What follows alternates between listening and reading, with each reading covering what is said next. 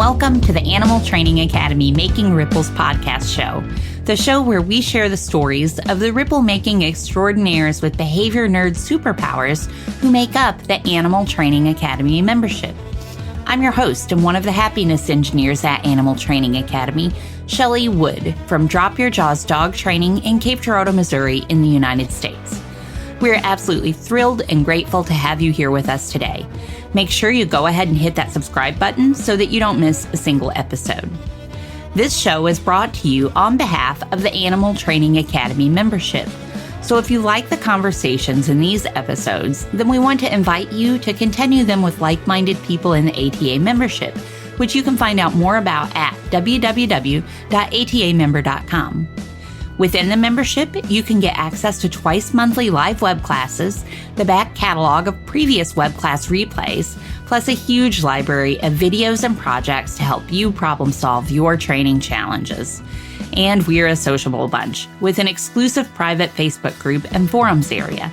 It's like a Netflix social media platform for animal behavior geeks.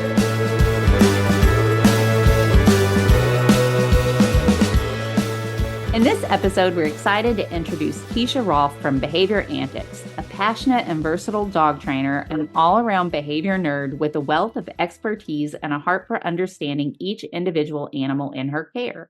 As a bit of an everything trainer, Teisha describes herself as having an empathetic affinity for all things anxiety and values the importance of moderating expectations to each animal's unique situation. In addition to one-on-one training, Teisha is enthusiastic about cooperative care. Did someone say nail trims? And has recently expanded her expertise into competitive dog activities such as agility, tricks, and conformation showing. Teisha is always eager to learn and share resources, combining knowledge and empathy. She loves creating educational online content and enjoys multiple collaborations with another Animal Training Academy member, Jose from Train Me Please. Outside of her professional life, Teisha's journey of personal growth as a trainer has been shaped by valuable lessons from her own animals, including her pet ferrets, cat, and 2 Finnish Lapphunds, highlighting her differences in training approach the second time around. Welcome, Teisha. Thank you for joining us today. Thank you so much for having me. You're welcome. Did I pronounce the breed of your dogs correctly? Yes, I'm pretty sure you did. We're close enough anyways. We'll know who it is. Okay, wonderful. Well, thank you very much for joining me again. I'm super excited to just dive in and start chatting and get to know you a little bit better. And I was hoping that you could start us off by sharing with us a little bit about your story and how you got involved with working with animals when you first became interested in training, and maybe share some of the stories about what you're doing now too. Yeah, sure can. Well, of course, I grew up around many different animals and love them all, like many dog trainers do. I lived in a regional area, so I always had lots of different pets and I was always around farms a lot, so I was really lucky there.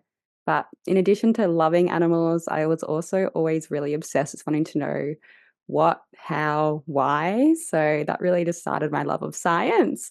And then once I grew up a bit more, I moved away to go to university from my regional town in Melbourne, where I studied animal and veterinary biosciences. I majored in zoology.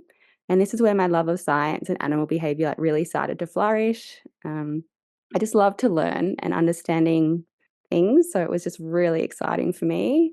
Of course, animal behavior was my favorite subject. And it was taught by the most lovely ornithologist, Dr. Richard Zann, who sadly is no longer with us. But I was really inspired by his love for birds, their behavior and cognition.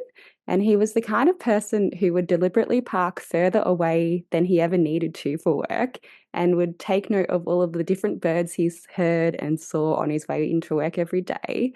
And that enthusiasm just really stuck with me, and I just loved it so much. So after university, I was really lucky to take on some further study with a diploma of animal technology, where I met a wonderful dog training mentor called Jenny Wilcox. And from there, I spent many Saturdays working with her, which I was so grateful to be able to do. And I think I did that for about 8 years, which is a very long time, and it was wonderful. And then eventually I felt like I kind of grew up and moved away, unfortunately, and finally started my own dog training business, Behaviour Antics. And yeah, so that's kind of where I am now. And I'm really enjoying doing that, where I kind of mostly I do one-on-one training with clients. I do a lot of anxiety and fear-based reactivity work with those people, which I really love. I feel I'm quite a soft, empathetic person myself. So not only do I have a good affinity with helping anxious dogs, but also anxious people. So I often have a lot of people who just feel like they didn't fit very well with, more traditional trainers that are really, maybe in your face about, let's fix it with this, or it's obedience problem. And, they just also needed a more gentle approach to help them feel more empowered with working with their dogs as well. So yeah, I really enjoy helping both the people and the dogs as well. And then I spend a lot of time doing that. And in addition to the training part, I also really love working on online content when I can find the time.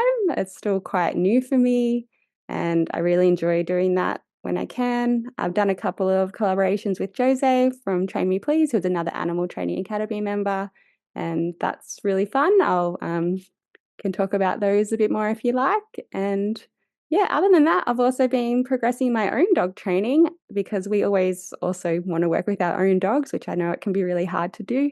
So in the last couple of years, I've really started to get more into some competitive stuff with them, such as agility and trick training and conformation showing, which all pose their own kind of unique training challenges. So I've been loving being able to push my own training with my dogs a bit further. Thank you for sharing all of that with us. I really love how you started out by giving a couple shout outs to your mentors, to Dr. Richard Zann. Did I get his last name Yeah. right? Yeah. Yeah. And he was a mentor when you were in school for zoology. Is that right? Yeah, so at my university degree, where I did Bachelor of Animal and Veterinary Biosciences with zoology as the major, he was the teacher who took the behavior subject, which was just really great. So yeah, Yeah, I'm really grateful. it sounds like he was a really interesting man. I loved what you shared about how he would park far away and walk and listen and notice all the different birds that he heard or saw. Very cool. Um, Definitely an influence on your life along with Jenny. And it's always great to hear people shout out their mentors like that. So thank you for that. And a couple of the other things that you talked about, I'd like to talk a little bit more about. You mentioned with the behavior antics work that you do a lot of one-on-one work with people focusing on anxiety and fear-based reactivity. And then you also talked a little bit about the anxious people. And so could you share a little bit more about that? Do you find that people, I think you were saying a lot of times people come to you who are a little bit nervous, maybe, or not nervous, but a little bit anxious and need a gentler approach. Do you think that they've gone maybe to other trainers first who, is it something to do with their methodology with the dogs, or is it just their approach with the people that you think makes you a better fit for them, if that question makes sense? Yeah, I mean, it's really hard to know which way it goes. I certainly have had people come to me after going to other trainers. So, and sometimes it's not that they didn't find any value in the stuff that they were teaching them. It's just that it wasn't really hitting the mark at the core where they needed it to be to create, that understanding and change that they needed. So I think sometimes people focus a lot on obedience, which can be really helpful, but oftentimes obedience can just be masking some underlying emotional dysregulation, maybe on like the dog, but maybe also on the people side. So I really like to, instead of just tell people what to do, I really want to kind of help them learn why we're doing something. Let's look at how our animal's feeling, meet them on that level, and kind of build up, that resilience and skills together from the dog as well as the person, because, I want to empower these people to be able to work with their dog long beyond their sessions with me, and to be able to tackle anything and understand their dogs, for the rest of their lives. So, yeah, I think it's not always there's methods, I guess different people get along with different people all the time. So it could just be that. But yeah, I really enjoy it. I find it very, very self-rewarding. Yeah, very good.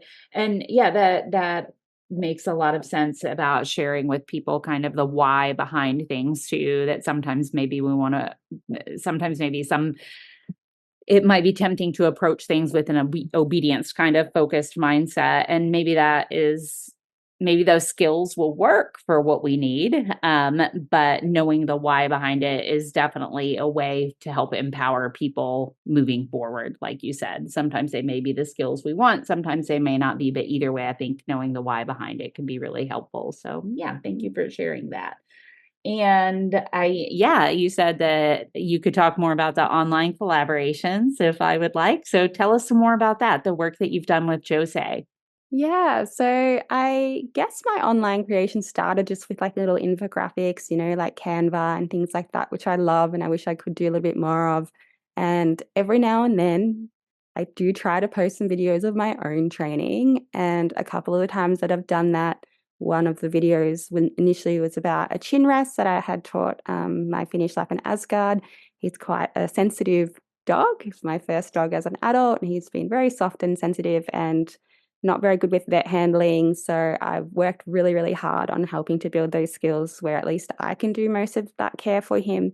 And yeah, so I had shared a video of a chin rest that I had been working on. And then Jose reached out to me about that and said that he would like to do a collaborative video together on that. So we collaborated together on that to create a really awesome video about teaching your dog how to do a chin rest for kind of medical examinations and health checks, which is valuable. And I think everybody should check it out and have a go with their dogs. And then the next one we did was when I brought my new puppy, Seda. She's a little bit older now, but that was also a great opportunity to work with Jose and create a new video about everything that you can do to prepare for that first day home with your new puppy. What are some of those things that people can do to prepare with their first day home with their new puppy? Well, maybe go and check out the video. No, lots of things. So, of course, just making sure that you're allocating time to spend with that puppy, planning to take time off work if you need. I think a lot of pet parents underestimate how much time it can take to kind of help them settle in. And a lot of people try and, work and do it at the same time. And it's just too much. So, just taking some time off to spend with the puppy, helping to set up routines, helping them, build a regulation cycle of, resting. So a lot of people as well just let their puppies just go, go, go until they stop. So helping to set some structure and routine for things like that to help them learn how to switch off. Obviously, toilet training, providing appropriate chew toys. We also include information about having a health check with your puppy when you first bring them home. Many contracts with breeders will also stipulate that you should do this. So we included some information there and yeah, a few other little helpful tidbits, but yeah, lots in there. Yeah, that's great. I remember when the video first came out. I actually remember both of those videos when they first came out, and definitely encourage people to go check them out. They're really well done. And I appreciate you sharing some of that information, giving us, for those who have not seen the videos, giving us a little bit of a teaser about what's in the puppy video. And it sounds like there's some great content out there or in there. So thank you for sharing that. Could you share with us now first, could you share with us now about, what animals you have in your house? Who do you live with? Well, currently, I sadly just have my two Finnish Lapphunds. Up until recently, we had also a cat who we had him for quite a long time, and he was an interesting one because he was a spicy ginger kitty. So he was not the most cuddly or friendly cat, and he belonged to my partner. So he was already in his life when we met, and I used clicker training and tricks training as a way to, relate to him and build that relationship without having to use that physical touch and pressure on him. And that was amazing. So he learned a few tricks, which was really awesome. And he was a great advocate for positive reinforcement training as well. And in addition to him, I in the last few years did also have some ferrets who are also sadly no longer with us, but they also were very receptive to positive rewards-based training as well as clicker training. And I learned many things from them. And I think they're an absolute joy. And I can't wait till in the future when I can have ferrets in my life again, because they're absolutely the most joyful little critters. I have never lived with ferrets, so that's an interesting. I'm sure there are lots of interesting things about them, and maybe we'll talk a little bit more about them in a little bit later in the show, perhaps. Could you share with us now about a training related challenge that you've experienced, including how you worked through the challenge and maybe some things that you learned from the process? I sure can. So, one of the ones that comes most immediately to mind for me is my Finnish Lapphund Asgard, who currently is almost 6. And I think I mentioned before that he's quite a sensitive dog. So, we had quite an interesting time with him as he started to hit adolescence. I found that he was just so incredibly overstimulated. His brain was just constantly on whenever we were not at home. At home, he was beautiful. He was well behaved. He was smart, switched on. He could learn everything. It was great. The second that we walked out the door with him, it just went out the window. He would pull constantly, bark, and be so frustrated. Like if he saw a dog, even just on the other side of a residential street, I could I tried all of these things as a dog trainer. I was like, all right, increase the value of my rewards. So I have memories of literally freshly cooking a steak and hot dog and cutting it up and taking it out on our walk. And I would try to put some steak in his mouth and it would just fall out. So he just could not even take food out of the house. And he was just, yeah, really difficult. And he made me question a lot of things about myself as a trainer, which I think many trainers go through something similar. And it's these kind of dogs that really kind of help us grow. And, what is that saying? You don't always get the dog that you want, but you get the dog that you need. So I learned a lot from that with him, where I had to really, really stop and moderate my expectations with what I was expecting him to be able to do. So I had been going to some dog training classes that my friend ran. And again, he would just bark constantly. He just could not settle. And I would, use all of the tools of the skills that I had, where I would move him away and calm him down and try to work a bit closer. And, the barking and reactions weren't tied to a specific thing. It was just life. It was just the environment in general. He just couldn't cope with it very well.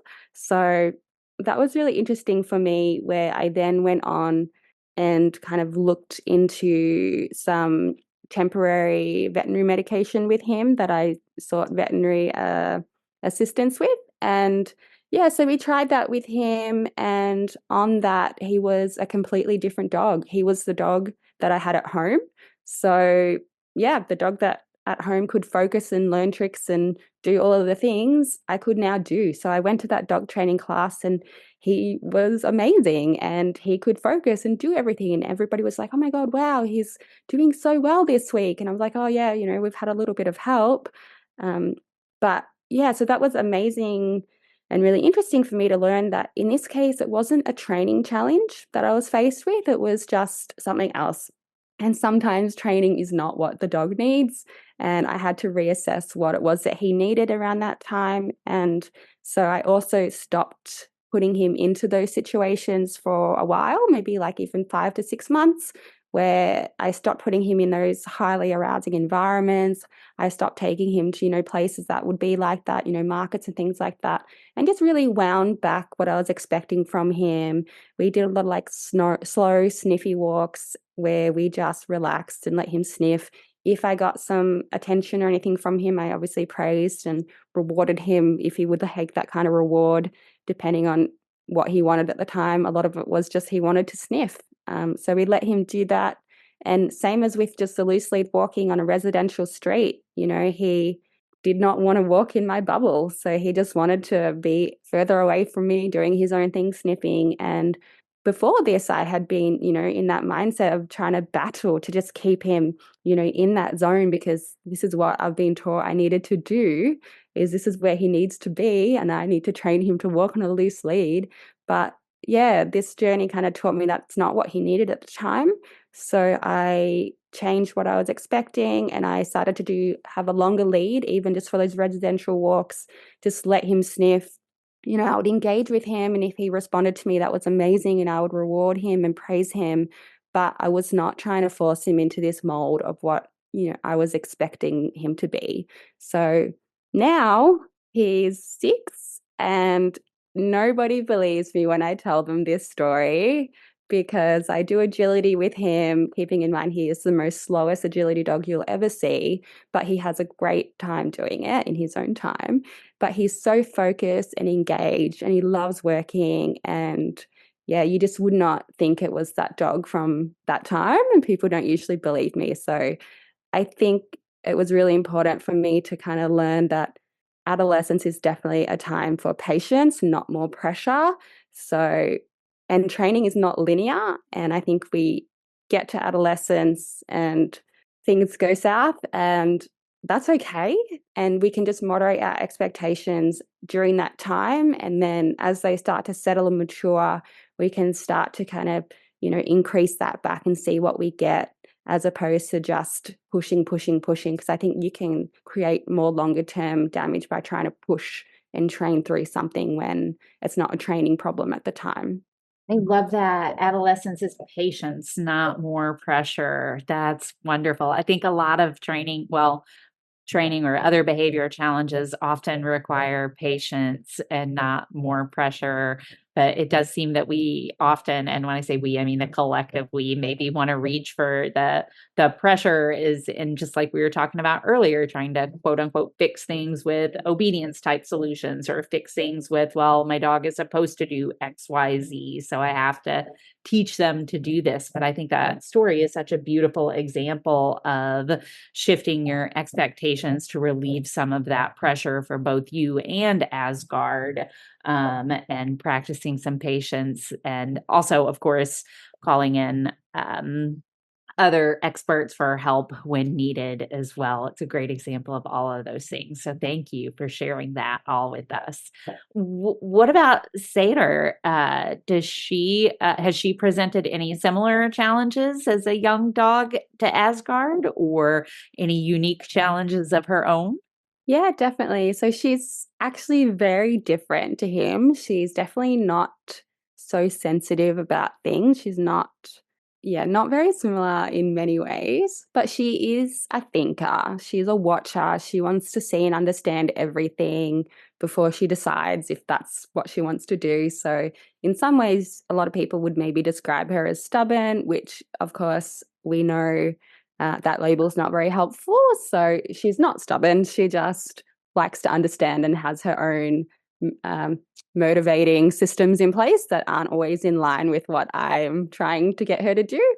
So she has been very different to train. So this time I have approached it quite differently, whereas before I was like, all right, I need to teach leave it. I need to do all this impulse control. I need to teach this loose lead walking, all this kind of stuff, which I did with Asgard. And to his credit, he's beautiful, but he doesn't have a lot of drive. So he's very well behaved, which is lovely. But with Sada, I was really wanting to do some sports with her. So I was really wanting to try to really keep that oomph about her, and keep that motivation, keep that optimism with her. So I actually have done very little impulse control work with her. And I just find when you're building kind of a training relationship that's fun with them, they learn so quickly to respond to you anyway. So I have never taught her a formal leave it cue. And yet if I pop my dinner down somewhere within reach and get up and walk away, she won't touch it. So for me, that has been also very valuable, where they're learning so much from us all the time. And I've focused with her a lot more on shaping her responses, as opposed to forcing her to, like, teaching her specific things. It's more just guiding and shaping her responses and helping her to learn about the things that I would like her to do, and tell her the things that I'd like, as opposed to working on very specific things. Similar with loose lead walking, I haven't done the thing where you have them in a heel position and you change directions all the time. I've really gone on the other end where I went straight to a longer lead, and we're winding it back by marking rewarding check-ins or any engagement I get from her. I make it fun for her to be in my bubble, but I'm not constraining her to make her be in that bubble. So she's really coming along nicely. Sometimes she has days where she's obviously a bit too excited and it can be a challenge, but she's really getting there, and you can see that she's still keeping that enthusiasm for everything. And it's just taking a little bit of time to, teach her and help her learn about what we would like her to do in this human world and making it worth her time to do those things. So it's very different, but it's a fun journey. They're such great teachers, and it's so fun to learn with each of their unique individual personalities and using different things that we learn as we get more and more educated as trainers. So very cool. I'm jealous of your journey with a young dog right now. Um, for my next question, I would like to know if you think I need a puppy. I think everybody needs a puppy. Good, because that was my next question. I was going to say, and everybody listening, do we all need Yeah, puppies? I've got a great video about what to do when you get a puppy. So, Perfect. Yeah, that'll be really helpful. We almost have to get a puppy now so that we can apply the information from the video. I think that sounds like a good idea. How old is Seder now? You might have said that, and I missed it. She's almost 2, so she's about 19 months at the moment. So she'll be 2 in December. So she's definitely coming through the adolescence period now. I think she's starting to settle. We definitely had again a few months around, probably 11 months onwards, for maybe 5 months, where we've had to moderate those expectations and understand that we're not going to get so much out of her. But yeah, so she's starting to settle now, getting a little bit more focus, and really excited to see where our future will go in terms of trying out a lot of dog sports and things with her. So that'll be fun. And have you done some confirmation with her already, or what kinds of things have you done with her already in that Yeah. realm? Yeah. So she has been involved in confirmation showing since she was a puppy, here and there. It was a world that I never thought I would be that interested in, but learning a lot more about it now, I can see there's quite a lot of, amazing things there, and it can be an amazing community. But first and foremost, it's been an incredible way for her to have those socialization skills as a young dog, where we are exposing them to lots of different sounds and sights and smells and dogs, but without having that social pressure of dogs interacting. So I think that was fantastic for her there. So that's been really awesome. And in terms of the other stuff, I've done a few agility workshops and foundation classes with, a few different trainers, as well as our local dog club. And I do that with Asgard as well. And again, that's really great. So we have a lovely supportive community down at our dog club, and we're getting there slowly, and she's getting more and more focused. So she's doing really well there. And the other thing that we've really started to work on was tricks training, which I had always taught Asgard tricks, because I think tricks are a fantastic place for any dog and human team to start to build that positive working relationship, because it's fun, it's low pressure. But I had never done anything competitive with him until I got Seda. And recently I was like, oh, do you know what? I'm going to give this trick trialing a go. And yeah, so I got them up to kind of just some starting level tricks for this trial, and we entered, and somehow we managed to do a triple tricks trial in one day for both dogs, which was enough for them to get their Trick Dog Starter title here in Australia. So that was really exciting to know that we can work in some kind of competitive environment. So in a low pressure way, because I think tricks are a great low pressure way to do that. So that's kind of where we're at the moment. But yeah, looking forward to branching out into more competitive based sports in the future. Well, I'm definitely looking forward to keeping up with that as you do. So please share with us in Animal Training Academy as you continue on your journey with both of your lovely dogs. Could you share with us now about a training situation that you are proud of and or one that you found reinforcing? Of course. So this is one that's quite close to my heart, which is about my dear little ferrets, which I don't know if you could tell, I love them very much. And I'm very sad they're no longer with us. But they've taught me many things. So my first ferret, Pascal, was quite mellow, quite, just really nice. He had no issues. He just got along with everybody. He was really great. And then we rescued a second ferret called Stella, who again was quite spicy and was labeled as a biter. So, of course, you get a lot of different advice when it comes to biting, and particularly with small domestic critters like ferrets and other animals, the advice is still quite traditional very often. So, I was told to, scruff her until she would yawn, to give in to me, or, to flick her on the nose and not to put her down if she bites you because that would reinforce the biting and all these kind of things. And they kind of just didn't sit well with how I wanted to train and work with my animals and, understanding their emotions. Like, I don't think animals bite because they want to. There's some emotional driver behind these things. So I really wanted to take a step back and, look at it a bit differently than what I was getting told. And, I think knowing what I know now about start buttons and things like that, maybe I would also do things a bit differently even again. But it was still a valuable lesson for me where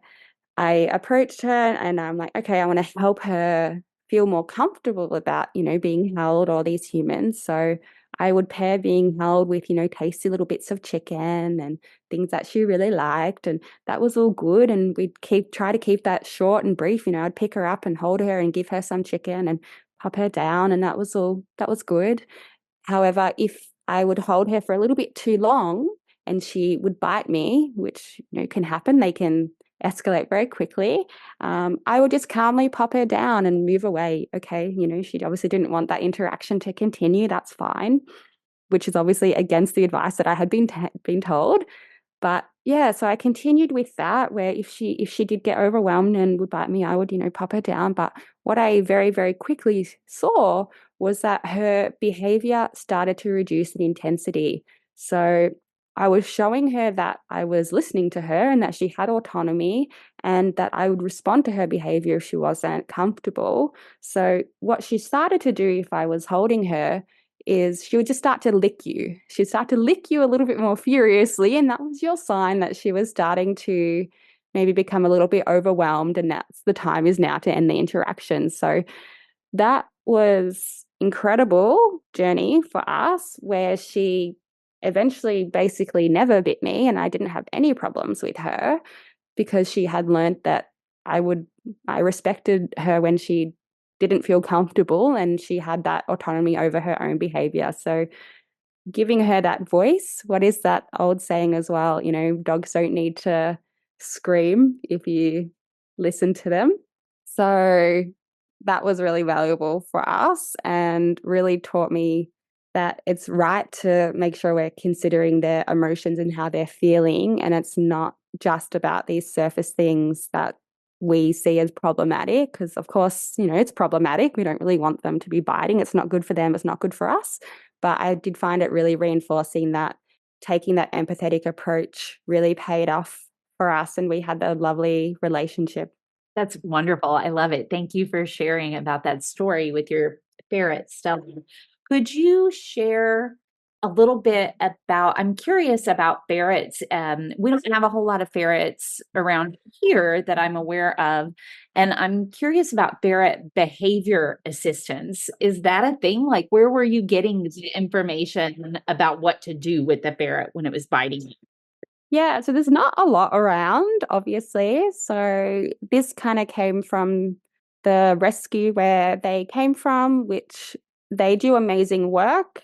They spend a lot of time and resources to provide for, many ferrets that come into their care and help rehome them and all of that kind of stuff. But of course, it's not quite the same as working with them in a pet context one-on-one. So I think there's not a lot of information out there actually about ferrets as domestic pets and how to help them. There are a few vets and things like that that of course specialize in, small animals. So they might have a little bit more expertise there as well. But there's nothing really, it's not a very big industry out there. So this is another case where I was really inspired by what kind of happens in the zoo industry where, there's people working with these big, dangerous animals all the time. And, you can't just, scruff a tiger if they're biting you and they'll learn to not bite you. So, all of my training has often been really influenced by stuff like that.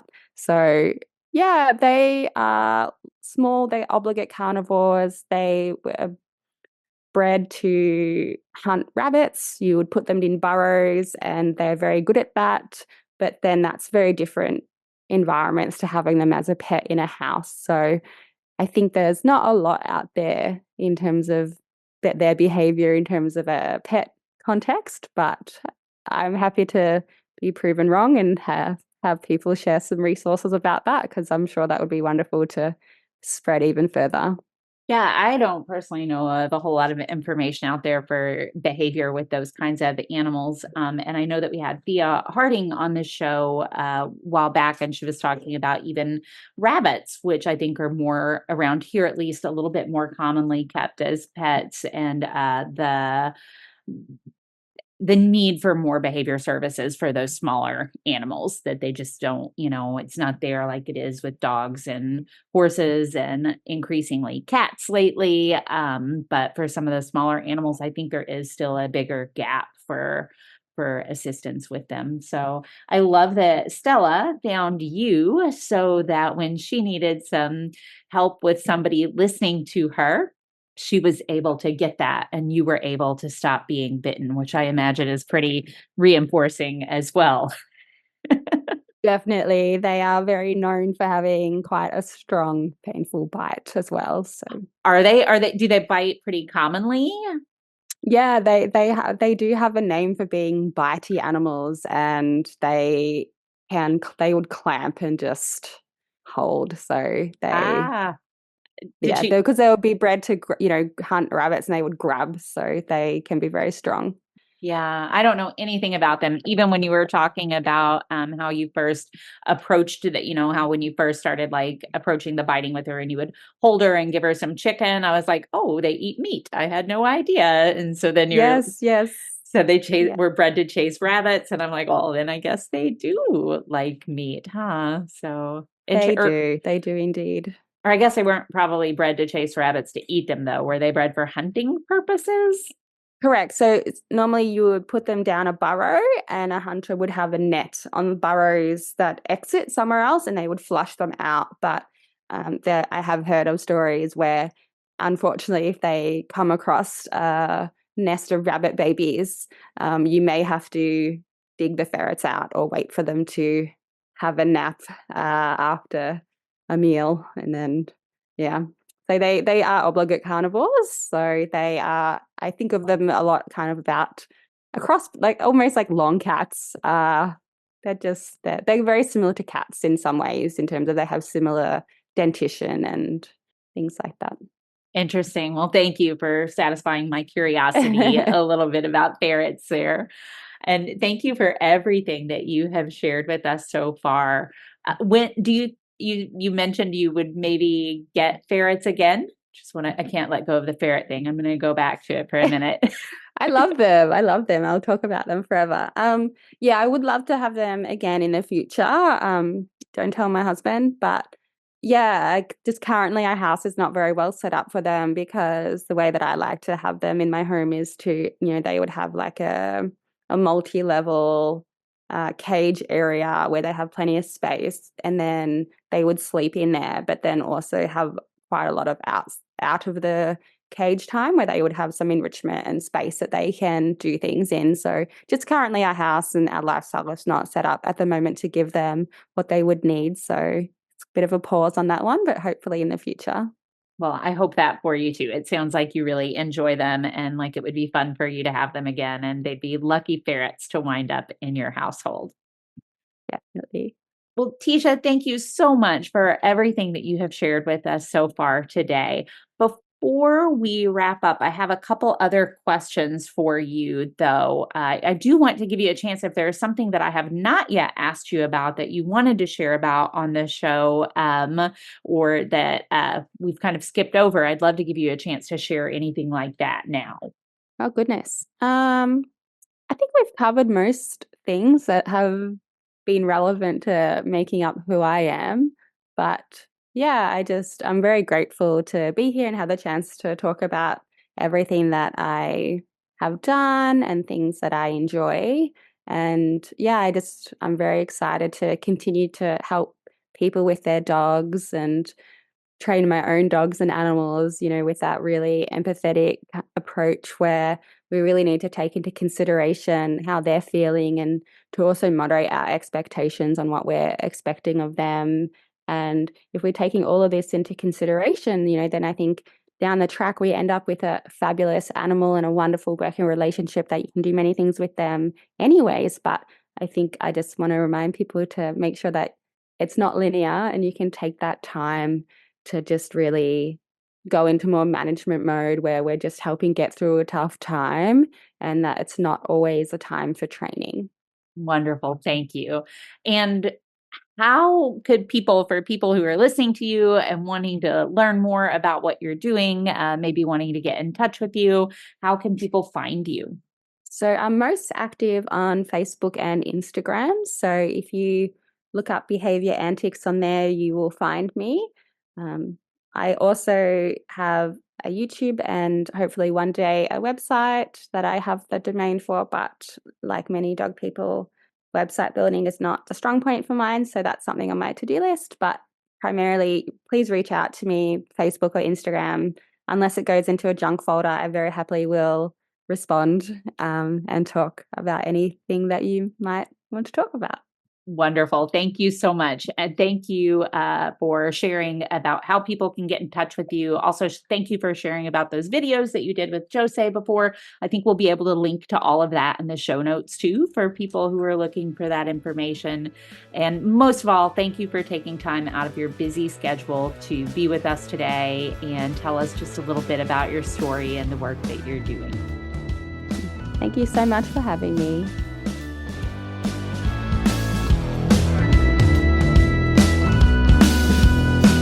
We do, of course, appreciate all of you tuning in as well. And if you have enjoyed this episode and are interested in carrying on the conversation about working with the animals in our lives in the most positive, most fun, and most choice-rich ways, then as mentioned at the start of this episode, the Animal Training Academy community is waiting for you. Head on over to www.atamember.com and click on the membership button in the main menu to learn more about what members are describing as the Netflix social media platform for behavior geeks. That's it for this episode, though. Thank you so much for listening. You'll hear from us again soon.